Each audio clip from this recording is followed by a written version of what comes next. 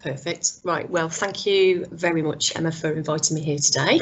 Really looking forward to this session. And what we're doing here is what we call our Bananas Taster, which is a quick taste of our carbon footprint game and a few sort of bits around the edges of that. So what are we going to do today? Climate basics. So I'll just be asking you a couple of questions. We are using Mentimeter today, so there will be lots of interaction. So the Menti information is at the top of this slide, but if you hang on for a second, we'll get to a slide where there's a QR code that you can pick up with your camera on your phone, so it'll take you directly to the Menti room where we can interact with one another. So there'll be lots of interaction, and also we'll put it back to you at the end of the session. You know, what are going to be your sort of actions or next steps after at the end of the session. Feel free to sort of ask things on the way through in the chat. Emma, maybe are you able to sort of moderate that and just pass any questions through to me as we go? That would be great. Feel free to poke me if I'm in full flow. So hopefully I won't be talking all the time though, that's not my intention. But a little bit about me. So I'm essentially a career environmentalist, and I have worked mostly in the higher education sector since 2007. However, obviously higher education sector is closely linked to the health sector as well. So I was formerly the environmental manager at University of Leicester, which has a medical school, etc. So I obviously understand quite a lot as well about the environmental impacts of the NHS itself, and have worked in that kind of sphere. I'm a trained and experienced teacher and facilitator. I was one of those people who said they would never be a teacher, having come from an entire family of teachers, and yet that seems to be what I do. It must be in the blood. And what we specialise in my company, and I'll show you about the company in a sec, is in fun engagement on sustainability and climate change, because essentially we've been selling Armageddon to you people for 40 or 50 years, so no wonder nobody knows what to do and everybody's panicked, nobody's interested. Environmentalists, we've really not helped ourselves with the messaging, and so we've recognised this, and so all of our engagement to try and get people to even think about their impacts is hopefully delivered in a fun way. So games and game-based learning is what we do. I was very lucky to be a Women in Innovation Award winner a couple of years ago, or last year was when we were spending the money, and we're developing a digital carbon footprint game that's kind of developed from the game you're going to play today. It's not exactly the same game because doing something without a facilitator requires something a bit different, but we should hopefully be in a position to launch that hopefully in March of next year. That's what we're working on at the moment.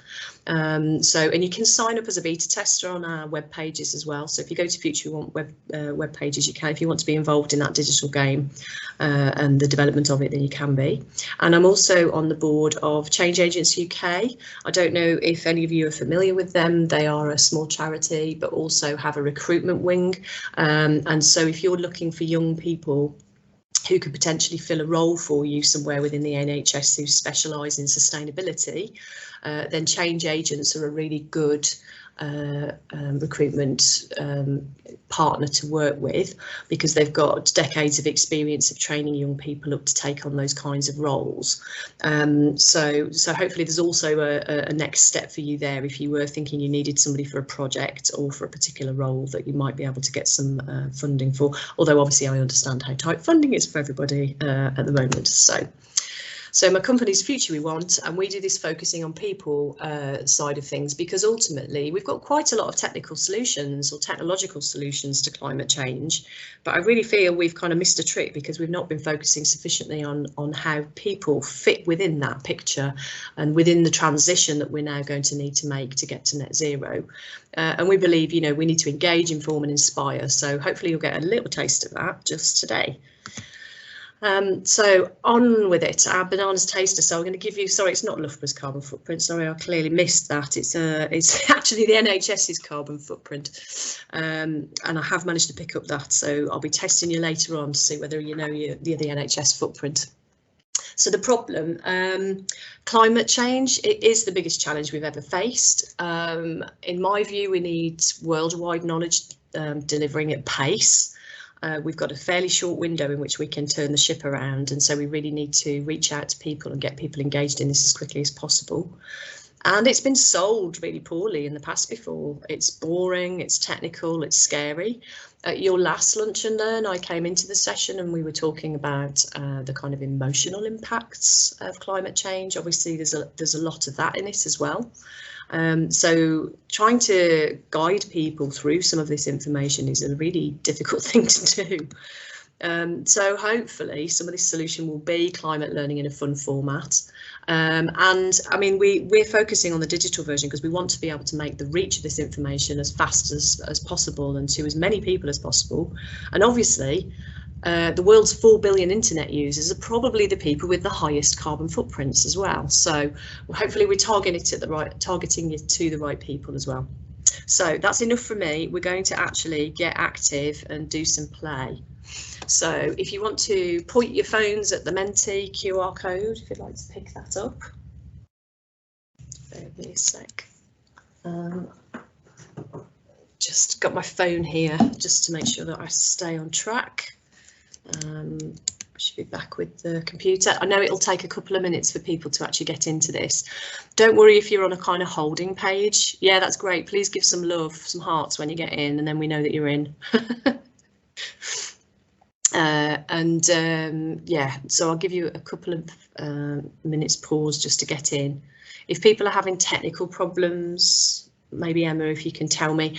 Sometimes if you type in Mentimeter, and it's meter with the American spelling, so it's MENTIMETER.com, it can get you in if you're struggling to get in using the QR code.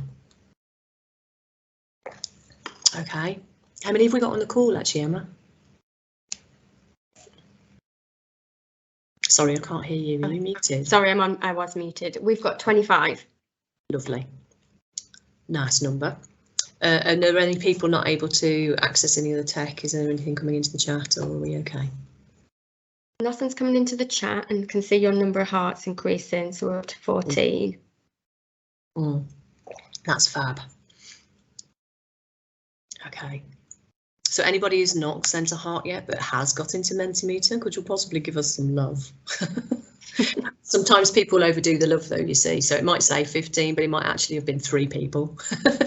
Oh, okay, just giving loads of loves. Well, it's Friday. Okay, so you should still be able to access this on the way through. So if anybody comes in late, there should still be the instructions on all of the panels where we're doing the voting. So we'll go straight to the first vote. So tell us, people, what percentage of the world's scientists do you think agree that the largest part of the current global warming is man-made? And this also will give us an idea, won't it, about what you've covered in your previous sessions. Wow, was this done like just yesterday or something, Emma?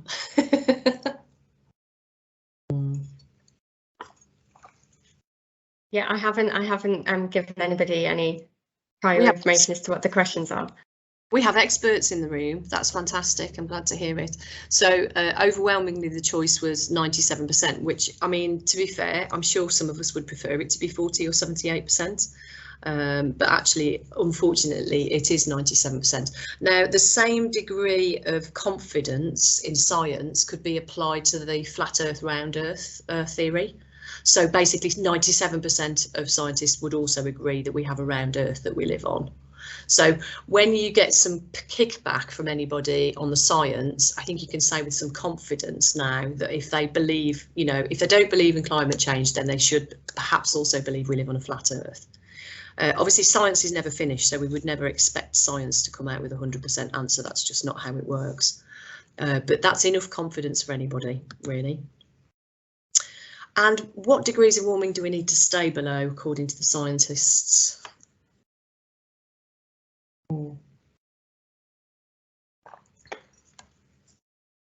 Yeah. I mean, even with all of the votes in there, it is 1.5 degrees of warming that we need to try and stay below.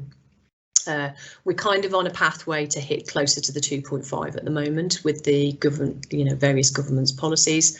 It will be interesting to see what the final agreements of the COP27 event is that's happening in Egypt at the moment, because there will, I'm sure, be some climate tracker changes to show perhaps if we're getting slightly more in alignment between what the policies are saying and where we need to be in terms of temperatures. So we're going to play. But before we play a carbon footprint game, it would be remiss of me to not ask you what a carbon footprint is, because we need to know we're all talking about the same thing. So if you could just type in, you should be able to type in a very brief definition of what a carbon footprint is. And what I've found over the years is that depending on the responses that you get back from learners at this point, is you can almost sort of characterize the kind of audience that you're working with depending on what comes back. And so, I mean, I've played this with just thousands of people over the last 7 years. And actually, I mean, I can see already the first word out was carbon. So we're already in a room of experts. I could see also from your answers to the previous questions. So if you ask a person who knows nothing about this, then they're more likely to say something like it's the environmental impact. So they understand it's an environmental impact, but they can't give you any degree of understanding as to what kind of impact we're talking about.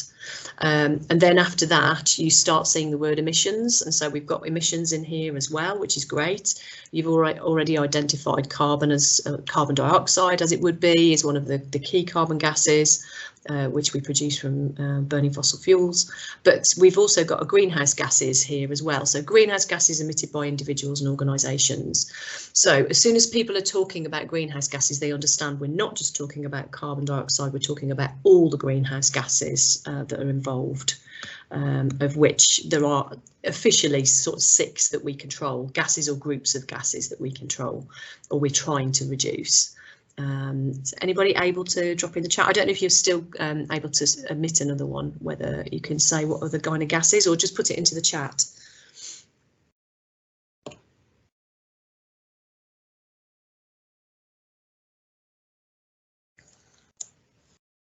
Wonderful, thank you. Methane is always, without doubt, without any hesitation, the next gas out of the blocks. Okay, people will always identify methane next. So carbon dioxide and methane are the 2 gases that most people will be aware of. The only other one that I normally get back as well is actually nitrous oxide, which again has already appeared on here. So those are the 3 biggies, so to speak. Water vapour is an interesting one because water vapour does hold heat in the system. However, we can't directly control it. So we don't have that as one of the gases that we are trying to directly control. Obviously, by reducing the heating produced by the other gases, it could reduce the water vapour in the system. We've also got CFCs in here. Now, CFCs, I don't know if anybody could write it in the chat, but they're chlorofluorocarbons that we were using to spray under our armpits. It was a propellant in aerosols back in the 1980s. We had the Montreal Protocol which is an international agreement to reduce that, which we did do successfully, and the ozone layer is repairing itself. So it does show that these international agreements, when they're put into practice, can work. The problem was we then started using other F gases, hydrofluorocarbons, perfluorocarbons for some of those other activities that we'd use CFCs for, and they're actually creating warming. So, you know, sometimes we perhaps don't always think through the consequences of some of the changes. And they are actually on our list of greenhouse gases. Right, that's it. We've done all the basics. We're going to start playing. So we've got here our first comparison. It's a very simple game. We're basically just going to take 2 different items, and in each pairing, you have to tell me which one has the higher carbon footprint. So we'll work through this as an example. So we've got the kilogram of cheddar versus a pair of average shoes. So before we do the vote, though, I'd want you to really have a think about where's the carbon footprint in that cheddar. And we've got a word cloud here. So if you could just put up single words or sort of a few words at a time in response to this, what is it that really makes up the carbon footprint of that kilogram of cheddar? So if you're back on your Menti. And I love that, it gives you an excuse to call me a cow on a Friday morning. I love how it comes screaming out of the screen at me. Correctly identified cows, people, absolutely. We've got manufacturing, we've got methane, farming production, transport. How about where the cheese is stored? Digestion, yeah, absolutely. I'm just having my my caffeine injection for now. Refrigeration, absolutely. So refrigeration would therefore implicate some of those greenhouse gases, the F gases that replace the CFCs. Okay, that's great. So most of you have picked up on the farming, the cows and the transport as being and the methane being the kind of the biggies of that. So the pair of average shoes. Now I need to explain why it's average. So in the chat of Teams, can anybody guess what would be a shoe with a very low carbon footprint? Excuse the pun, obviously. What type of shoe would have a very low footprint? Because there's a real variety for shoes. Have we got any guesses in there, Emma? Don't know if you're on mute. So someone said bamboo, someone else is saying secondhand, recycled. Yeah, I like that. I like that. Yeah. The low carbon. Crocs. Yeah, you got it. Crocs. I mean, I normally say unfashionable, but people keep telling me that Love Island's made them fashionable again now, which is crazy. So yeah, Crocs is actually the shoe with the lowest. I mean, to be fair, barefoot is actually the best option. So, but obviously it's temperature. But Crocs would be the lowest carbon footprint for a shoe because it's one molded material. It's quite simple to make. Now, at the very high end for shoes, you'd probably have something like a leather boot. OK, so a pair of average shoes would be something in the middle. And actually, it would be something like a pair of sneakers or trainers, as indicated by the graphic. But where's that footprint in the shoes? So if you get back on the Menti again and just give me the words of where that footprint comes from the shoes. So I think on this, if you want to add more than one answer, you'll have to do it in each of the boxes and then click submit rather than do one and submit. Otherwise, then it won't let you add more than one, which I think was a problem for some of us on the previous one. First one. I've got you. Yeah. Okay. Thank you for that, Emma. I will make a mental note to tell people that next time we're playing. Yeah, because you are given a couple of options for submitting, but you can only do it once. Correct. So transport and manufacturing seem to be coming out as the biggies. Somebody's put shipping though. That's good. Really, it's a two-tier system for shoes. So our average shoes would come on a boat, but your high-end designer or your fast fashion would probably be flying to get to us. But we're talking about an average here for this particular shoe. Material, if it's leather, we've got rubber. I like the fact that you've mentioned the labour as well, because obviously, you know, it's worth bearing in mind the sort of social impacts of these things too. Okay, done really well with that. Oh, people still putting things in. Drying process. Has anybody here worked in the shoe industry? Because it's sounding like we've got people who know their stuff. Dyes, yeah. And if you think about it, you could also have things like metal studs and things, bits of plastic in it. So really, depending on the kind of shoe, there can be quite a lot of different materials. But which has the higher carbon footprint, folks? Is it the cheese or the shoes? So now you get to finally vote. And it might be interesting if any of you have actually read Mike Berners-Lee's How Bad Are Bananas book. Do you want to just let us know in the chat so we know how many of you are converts already? Do you know, I would expect nothing less from a group who've already demonstrated that you understand these issues. So yes, 94% of you are indeed correct. The kilogram of cheddar is higher. Now, what I found over the years is that actually most people were choosing the shoes when I first started playing this about 6 years ago. But I think the awareness of the impact of the animal industry has vastly improved, particularly in the UK. And so a lot more people would choose the cheese now. But if you look at that cheddar, it's a very large lump of cheese, but once you've eaten it, it's gone. And then how long are you going to be using your shoes for? I mean, maybe 6 months minimum. You know, maybe a couple of years. It's very close on the footprint. And Mike would also say, you know, carbon footprinting is not an exact science. These are almost exactly the same, really, because if you change a few of the variables, it can make quite a difference. But the whole idea is to just give you some kind of indication as to roughly where the carbon footprint of certain items is. So with the cheddar as well, 75% of that footprint has actually happened on the farm. So it's the milk production that's the biggest part of the footprint, and we know it's because of the methane that's being produced by the cows, and they burp as much as they trump. I can report back.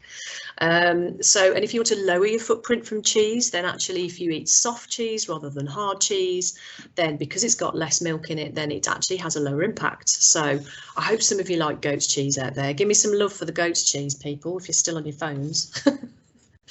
I'm what I call vegan, which means I'm mostly vegan, but I'm occasionally vague about it. So if my body says eat an egg today, then I'm going to go and do it.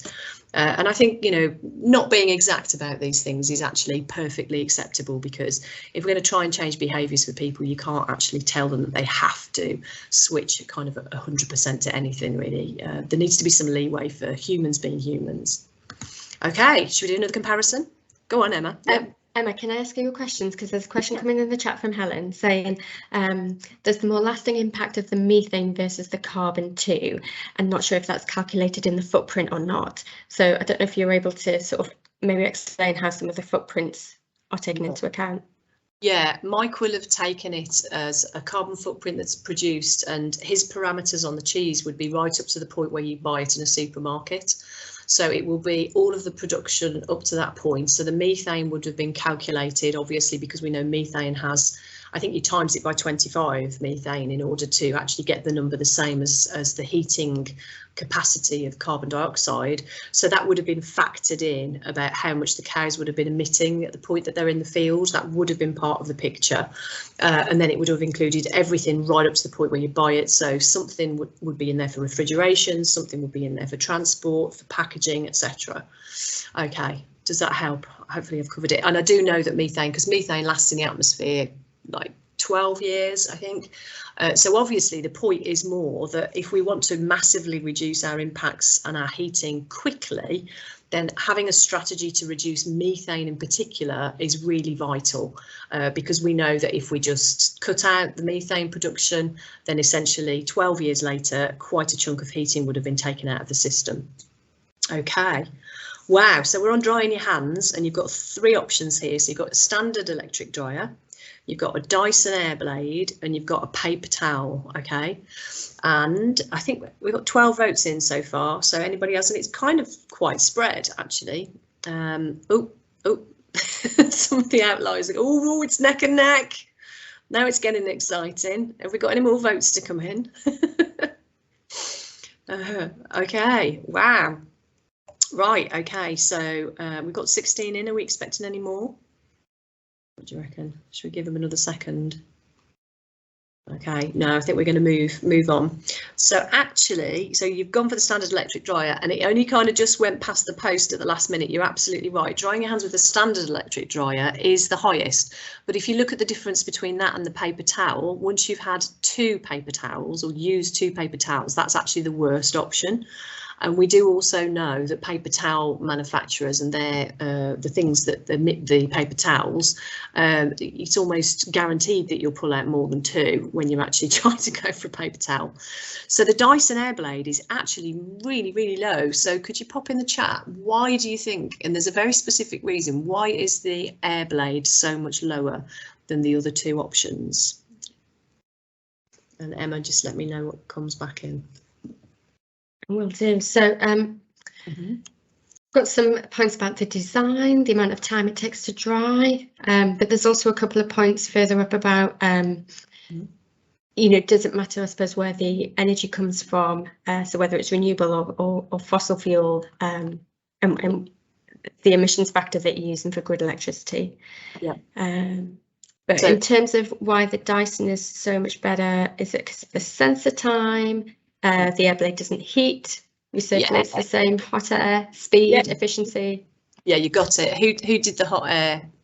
You got there. People. Yeah. OK, well done.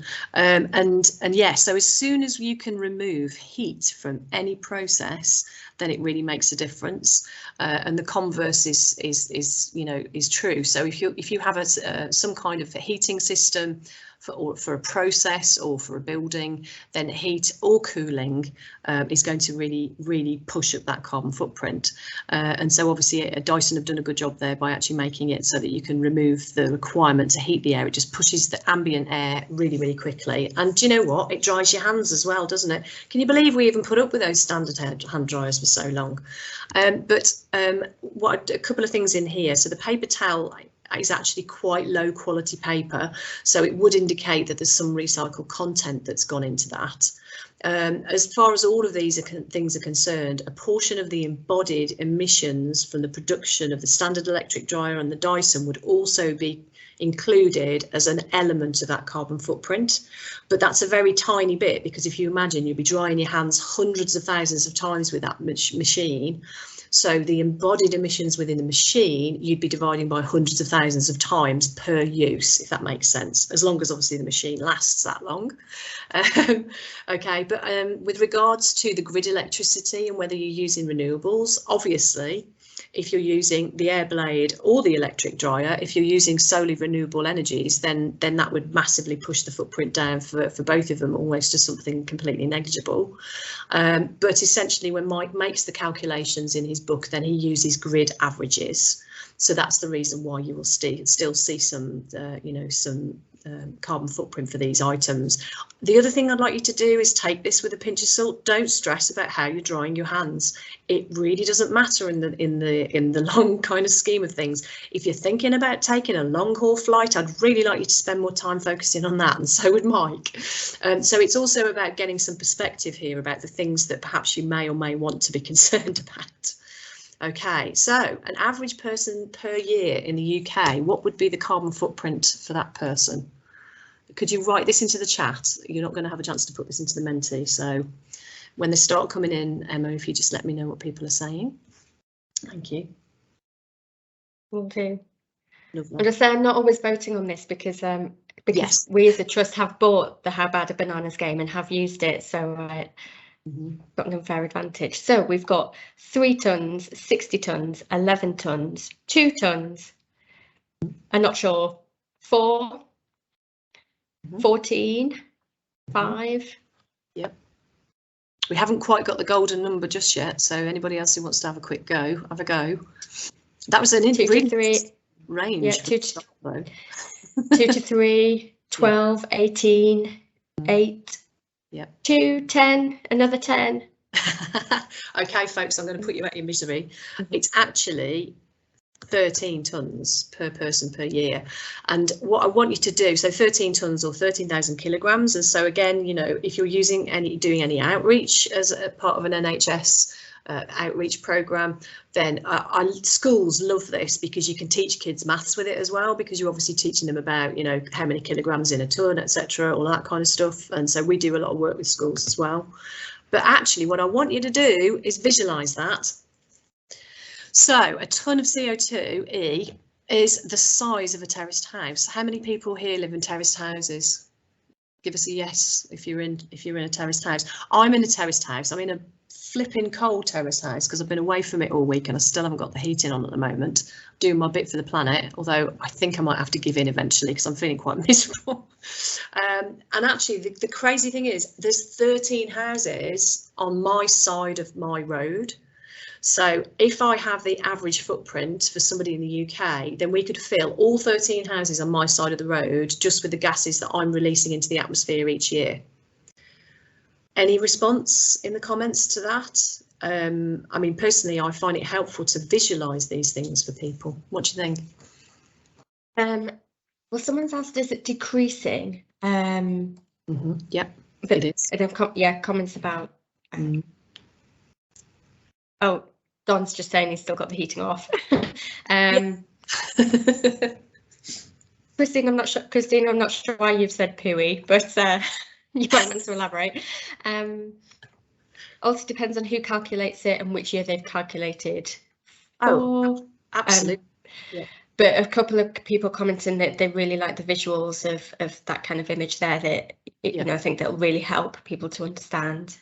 Yeah. And this was from when I was at the University of Leicester, and we did this as part of our Big Green Week back in 2010. So actually at this point, in Mike's 2010 version of his book, it was 15 tonnes per person in the UK per year. So you can already see that those adjustments to increases in renewables in the grid and perhaps some efficiencies across various systems have already delivered a 2-tonne saving per person within the UK. And that's where the bulk of the savings is going to be. It'll be from removing fossil fuel in order to, you know, power and heat our businesses, homes, etc. And perhaps reduction of fuels. And I like the comment that came back from somebody who said it's obviously down to the individual. And actually that range of footprints that you gave, I've seen people come back with a 60-tonne footprint, but they're basically doing a lot of long haul flying throughout the year, probably for business. And I've not seen a 2-tonne in the UK, but I did my own footprint during COVID and then the year after COVID. And during COVID, my footprint got down to about 6 tonnes. Which is so, you know, lower than half of the average, which is pretty good. But obviously, like everybody, I was hiding in my house, not going anywhere, not doing anything. And actually, a more normal year for me in 2021 was 12 tonnes. So I'm only just slightly lower. And to be fair, that's probably because I live in a house with a teenager as well. Have we got any pain from the floor about teenagers? Feel free to put that in the chat as well if you'd like to. But anyway. So there you go. And Emma, yeah. Sorry, I was just going to ask. So there was a question in the chat from Jamie back, and this is, I suppose, to the rest of the group. But if anyone's got any idea of a landmark that would hold 13 tonnes, or that is about 13 tonnes, because I guess we could all then maybe use that as a image in our visualisation in our communications internally. What I would say is I've done this with groups before, and what I try and do is literally find a space that we're in. So I was doing some work with Scania in a Marriott hotel recently, and we figured out you could probably fit those 13 houses within the kind of atrium area of the hotel. And so I'd say, well, you can use, you know, some kind of but I think the terraced house is kind of good enough. But at the same time, there's another challenge for you, because I got some students when I was at Leicester to create a kilogram of carbon dioxide, or CO2e, it should be actually, because it's all of the greenhouse gases. And actually that comes out at something sort of, you know, that you can hold on to, that's a sort of a, you know, a visual thing that's kind of quite small.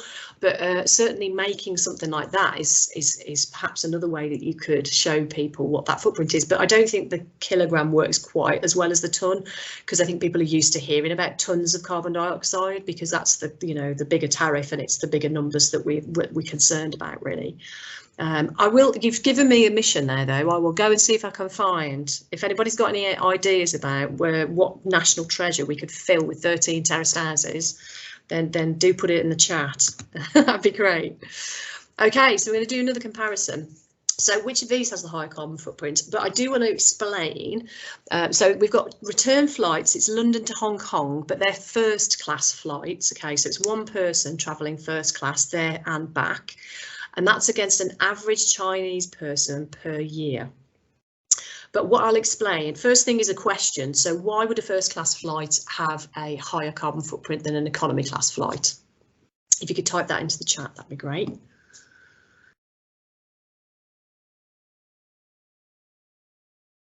No responses yet, but it might take just coming in. I was going to say it might take a little time for people to type up. So taking up more space per person, more space, taking up more room, more space, less people on board, less passengers to spread it across, less people on the flight. I think basically everybody's saying the same thing in slightly different words. Yeah, absolutely. So it's fewer people on the flight. So you're literally dividing the number by less people. And what Mike did in terms of his calculations per person for the different countries, I mean, we've already seen, and, you know, perhaps I didn't ask it earlier, but when we were thinking about those shoes, I imagine many of you would have imagined that they'd come from China or somewhere in Southeast Asia. And so actually they do produce a lot of the stuff that the world consumes. So is it fair for us to draw a line around the outside of China and say that's their carbon footprint when we know we consume most of the stuff they produce? So actually, Mike said, well, it's not fair. So he took a portion of their production footprint and he puts it into our consumption footprint. So for some of you who'd said that the UK average is 10 tonnes, actually, you might well have seen that in other people's calculations, but their calculations might not include the goods that we are consuming from other parties. And for those of you that understand Scope 3, and I imagine many of you are in here, then that's what we're talking about. We're talking about including the emissions that we're indirectly responsible for somewhere else being included in our carbon footprint. But we've got another resounding result there. So yeah, congratulations, you're absolutely right. Your flights are higher. But if you have a think about it, you've taken those flights there and back and you've blown your budget for the year, because you've used 13,900 kilograms. So you've already gone over the 13,000 per person per year in the UK. And look at how much lower that Chinese person is than the UK person. However, that does come with a caveat. So that number on the Chinese card is the one that has increased the most over time since Mike first put the book out. So we do know that China are massively ramping up their footprint, but in response to all the things they're producing that the world's consuming. So I would never say that it's a China owning responsibility. And I think that's a really important message that we need to give to people. The other thing is, if that flight was an economy class flight, it would be 3,500. So it would have been lower than the person, and the Chinese person back in 2010 it was 3,300. Okay, so there we go, we've done quite a few comparisons. I would like now for us to have a chance to talk to one another, so we're going to have 10 minutes where we're going to do the same thing, but we'll do it in different rooms. So Emma, if you're able to sort of prep 2 rooms for us to pop people into, that would be great. Now what we're going to do is we'll call one of the rooms Team A and one of the rooms Team B, if that's okay. What I'd like you to do in your team is that you compare the items that I'm going to show you. What I would suggest you do is, for some of you at least, you might want to just do a screenshot when I show you the cards you need to compare, and then you've actually got a screenshot of it to take into the group with you. Okay, so I'll leave it up to Emma who's going to go in Team A and Team B. I don't know if you're able to, you probably have to open the rooms after I've done the introduction, don't you? So the next slide is Group A comparisons. So whoever ends up in Group A or Team A, we would like you to compare a kilogram of bananas, and we'd like you to compare that with a kilogram of vine cherry tomatoes. They're organic, they're grown in the UK, and they're ready in March. So if you're in Team A, then you'll be bananas versus tomatoes. Okay, have you got that? Then next, Group B comparisons, you're going to compare a solar PV roof, photovoltaic roof, which is producing electricity, and that's including the 20 years that it's producing energy after it's installed. And you need to compare that with a 3 megawatt wind turbine over the same time period. Okay, what I'd like us to do when we come back into the room is, when I put up the Group A comparison, I'd like Group B to vote first and then Group A. So the group who've not discussed it need to vote first, and vice versa. So you know what's coming next. But at that point, if you're okay, people, so the second comparison for Group B, a solar PV roof of over 20 years, a 3 megawatt wind turbine. If you just open the rooms up, we'll just take 8 minutes or so, because you've got fairly big groups. Is that all right? Yep. Okay, so we've got I'll put a timer on, so we'll poke you when you've when we've got a couple of minutes left. Okay, so room 1, I can't see everybody's names, but it's going to have Helen and Christina in. So I guess you're looking at the first one that Emma said. And room 2, I can see there's going to be Catherine and Jill. Mm-hmm. So I'm opening the rooms now, so hopefully you'll start whizzing off. Okay, enjoy. Have a nice chat. See you soon. Right, I probably shouldn't share, but remember, Group A, I want your votes in second. So could I possibly have Group B's votes on the bananas and cherry tomatoes, please? So if you were in room 2, which was with Jill, I think, then yeah, you guys vote now. Okay. And we will ask you to vote in a second, Group A. So anybody who wasn't discussing bananas and tomatoes first, can you please vote now? It should be back in the Menti, and I think the Menti is at the top of the screen as well. Both rooms may have ended up talking about bananas and tomatoes. Oh, well. Really? Oh, it doesn't matter. Okay, so whoever was in the second group, though, can you vote first?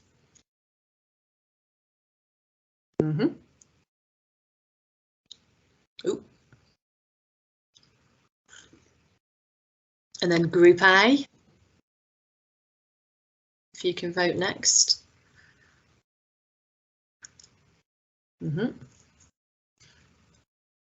Yeah. What seems to be happening is that the tomatoes are being pushed higher up as a consequence of the people who've had the conversation about it, for sure. Although, congratulations if you've all discussed it. And actually, the result is the tomatoes. So very well done, you're correct. Does anybody know why those tomatoes are so high? And they really are high. Obviously, if you grow them in your own garden in a greenhouse in season, then it's a different thing. Is there anything coming into the chat, Emma? Heated greenhouses. This is for shipped bananas. Yep, absolutely. It's amazing how many people think bananas are flown. And obviously, when we say how bad are bananas as the name of the book and the game, then a lot of people just make an assumption that bananas are bad, which is really good because it gives us a bit of leverage to, you know, chat bananas with people. OK, and so heated greenhouses, but actually the data behind the tomatoes is based on a very specific example of a piece of research that was done at one of the agricultural universities. Can't remember the name off the top of my head today. And essentially, as soon as you're growing cherry tomatoes or organic tomatoes, they also have a lower carbon footprint because they have a lower yield.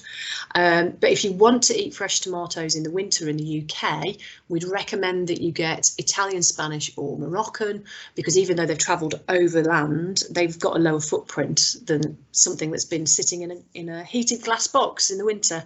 And the Dutch ones are just as bad as the UK in terms of footprints. So I'd encourage you to either eat fresh tomatoes from further away or eat tinned or Tetra Pak tomatoes in the winter. And bananas are good for three reasons, because they're grown in natural conditions, not like these tomatoes.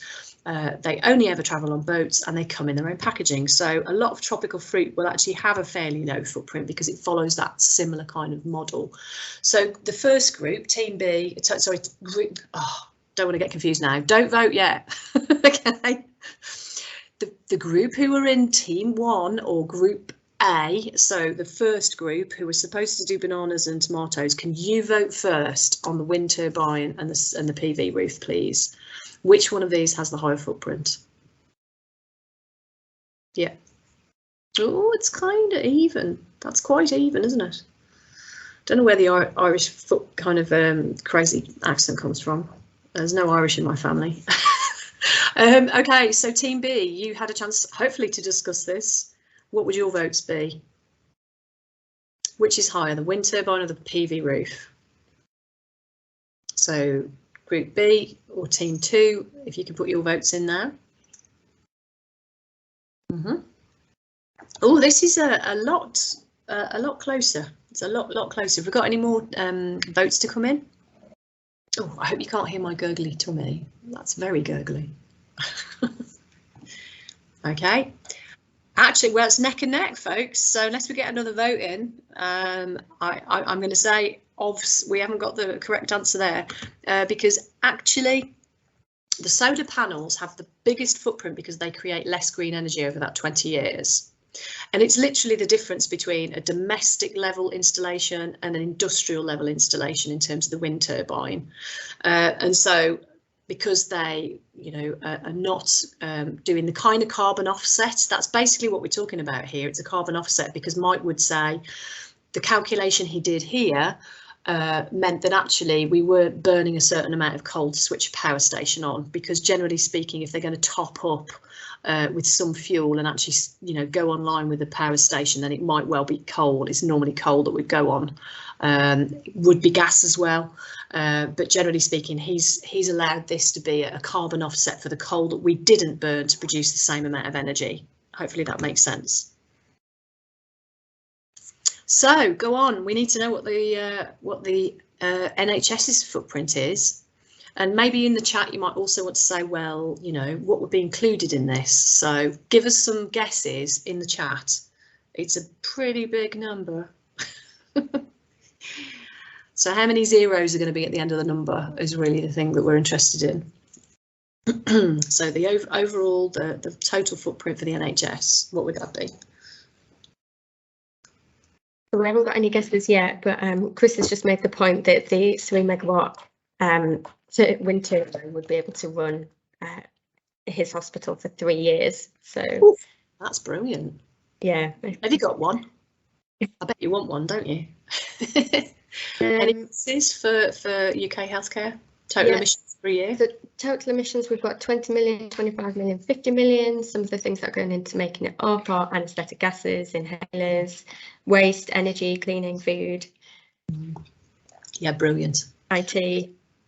And I think on the percentage breakdown, I think it's between 13 and 15% of pharmaceuticals. So literally just the drug production and the management of the drugs and everything associated with that is actually quite a large portion too. Actually, the carbon footprint it's higher than millions, it's actually billions, so it's 31 billion kilograms of CO2e. So it is a big number, but really the other thing you have to consider is what's the value that we get for that carbon that is spent. And so actually, you know, you can argue that that's actually carbon spent wisely because of the general, you know, positive benefits that we have as a consequence. So it's not about NHS bashing, but it is obviously useful for you to understand what that footprint might look like. OK, so a little bit of feedback on today. Very briefly, because we've got 2 minutes and we want to finish on time. So I'm going to ask you what was bad about it in a second, but if you've got any feedback on what you enjoyed today, that would be great. So I'm going to rattle through these last couple of mentees.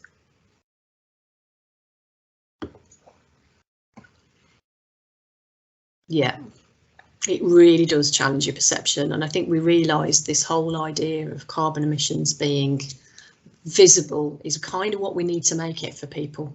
Oh, lovely. Somebody learned lots of new things. I feel like my day's been valuable. Great. Visual and engaging. That's fine. I'm not going to linger on this because we want to get out of here sooner rather than later. So what I will do, I'm not going to ask you about the not so good, but I'm kind of going to ask the same question, which is what would you do to improve this? Is there anything that you would have preferred to see? Anything you'd like to see? If it's bad, tell me the bad stuff now. You can include that on this slide. But I really want to get to the very last slide just before we disappear. Just while some people are thinking about that, Emma, there's a question in the chat about whether it's OK to use your slides for trust engagement because it's so engaging. Oh, and someone else says it's lovely because there's no bad stuff. But I just want to say, so my trust, I'm Bradford District Care Trust. I did buy Emma's games. There's 2 sets, set A and set B, and I've used them for engagement. I used it with some of our young people yesterday. I did the cheese and shoes one with them yesterday. So I don't know, Emma, you may want to allow people to have the slides, but I would encourage people to look at the game. Well, to be fair, what we're doing is we're going to be packaging that up as something that you can buy, which would be you get access to the slides and then you can actually deliver this yourself in an interactive way virtually. And there'll also be, you can kind of get me to come and do this for you. It will be very cheap the way we're doing it. But, you know, personally, I don't think you can actually even beat the kind of physical game that we use. So certainly talk to Emma about this as well.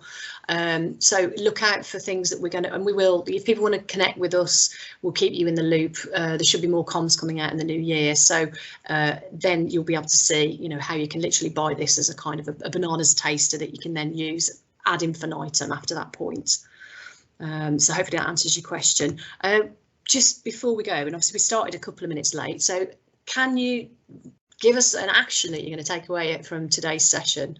Hopefully this has been a bit of inspiration. What are you going to do next? Everything's possible.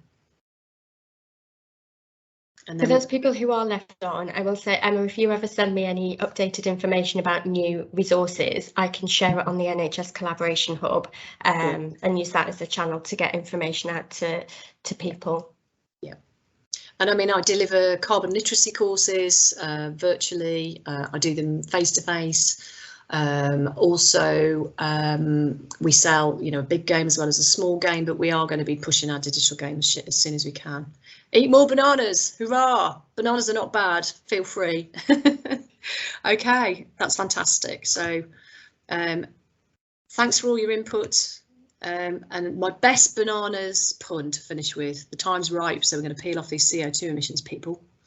That is it. So thank you very much for coming along. Thank you, Emma. Clearly, lots of people have loved today's session. We have got one last session of the Lunch and Learn this year, which is going to be in 2 weeks' time, talking about heat decarbonisation plans. This Teams link should work, but if not, if you want to sign up properly, go to the Eventbrite page and you can sign up there. And yeah, thank you very much for attending, and we'll see you all soon.